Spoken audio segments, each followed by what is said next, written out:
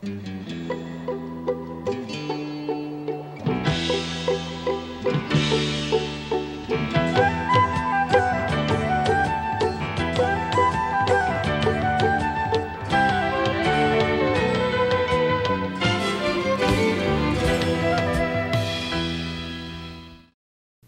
you for joining us.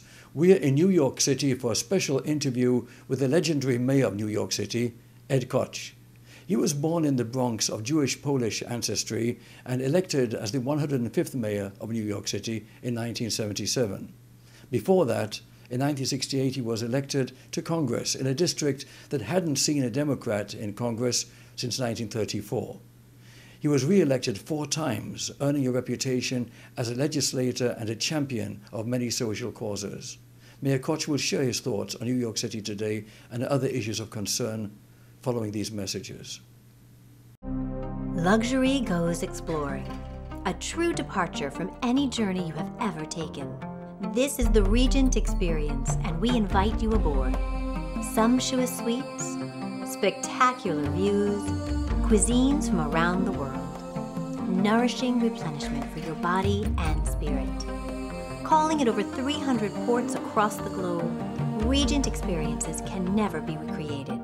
You must see it and feel it for yourself.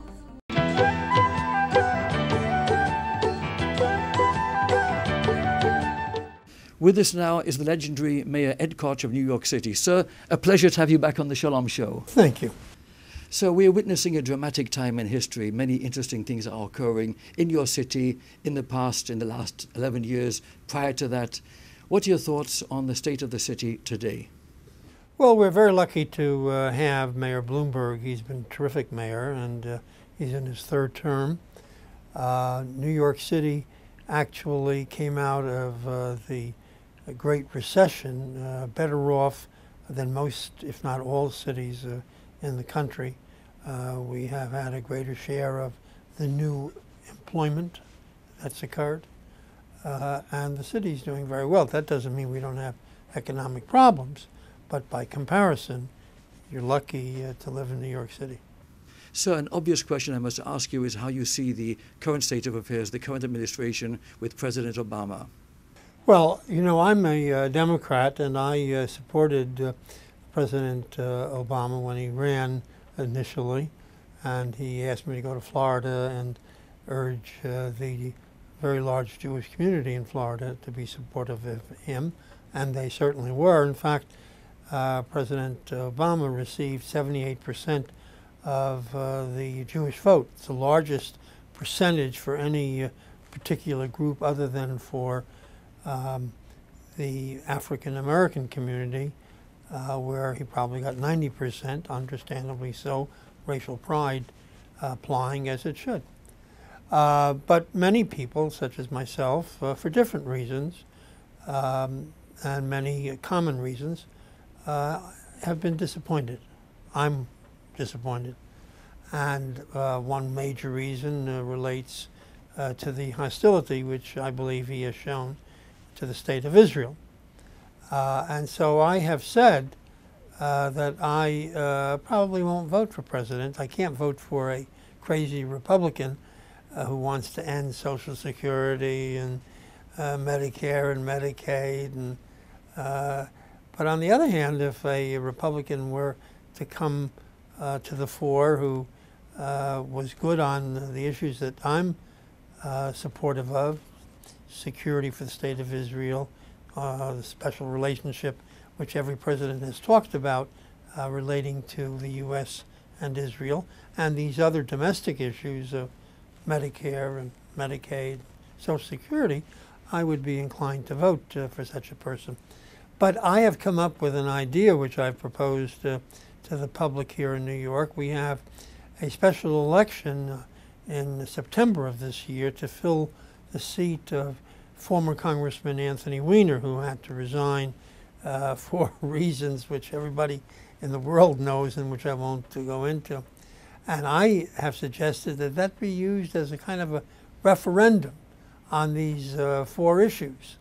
That is to say, Jews who normally vote the Democratic ticket, if they're given an opportunity to vote for a Republican who is someone who supports Israel with greater support and fervor than does President Obama.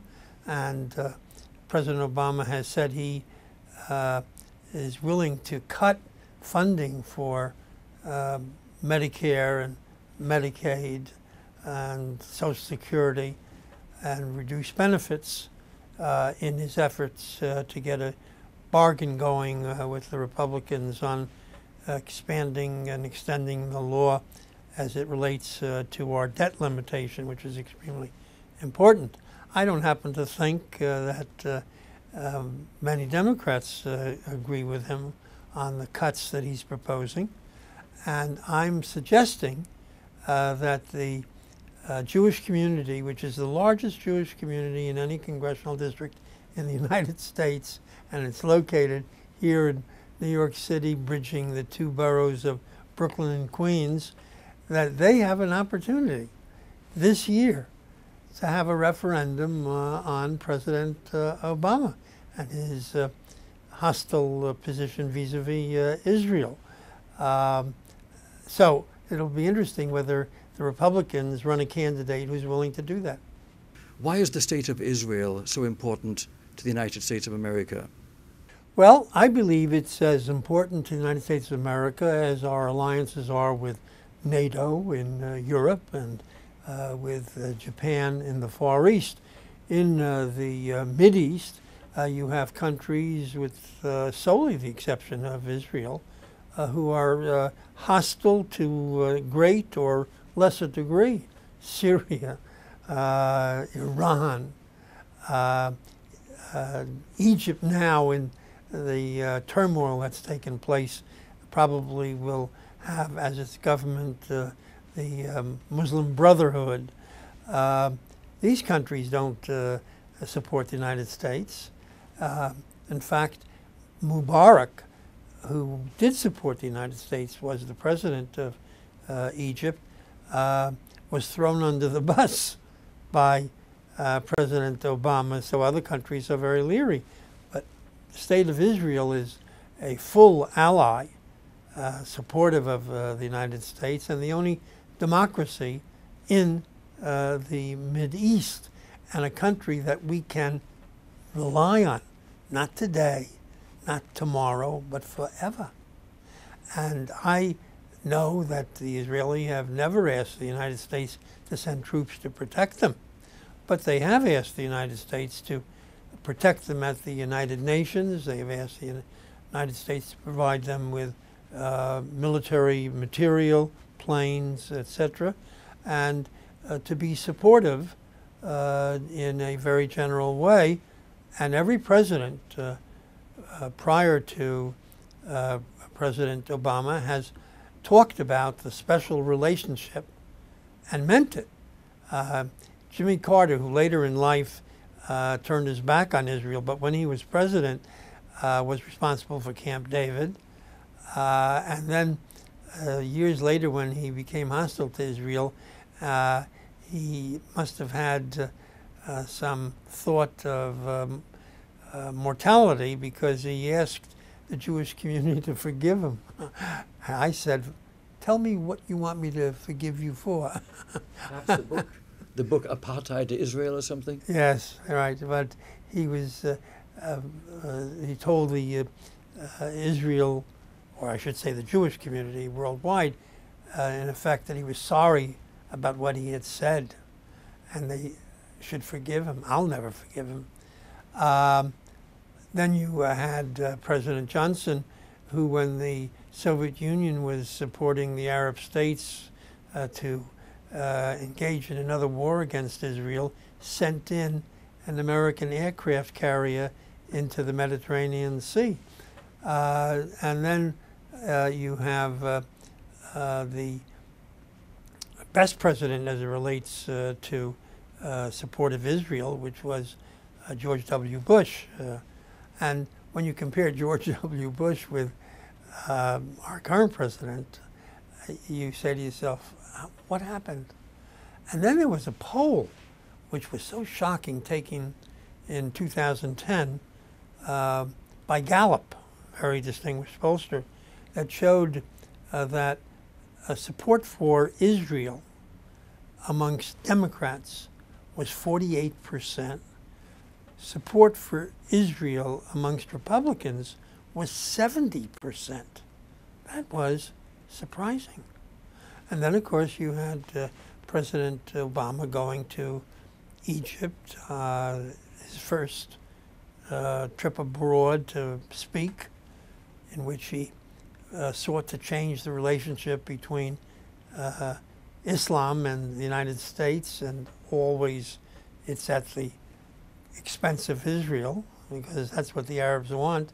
They want ultimately Israel dismembered. And then you had a more recent speech by President Obama vis-a-vis Islam, again delivered to Egypt on the Arab uprising and so forth. And I believe that the president has sought to change the foreign policy of the United States, which heretofore had Israel as its major ally. I think he wanted Islam as the ally. It'll never happen, because Islam has, we're now talking about the theocracy. They want to restore the caliphate, and they believe that everybody should become a Muslim. That applies to Christians and Jews, who can remain as Christians and Jews if they publicly recognize the supremacy of Islam, and in the case of the Jews, pay a special tax. So that's watered down the drain in his efforts, and I think he's made a terrible mistake. And I'm hopeful that he'll change his mind and revert to the usual position of presidents of the United States, which is to have a very strong relationship with Israel. It's good for the United States, and it's certainly good for Israel. So I'd like us to continue, but we must pause for these commercial messages. We'll be right back.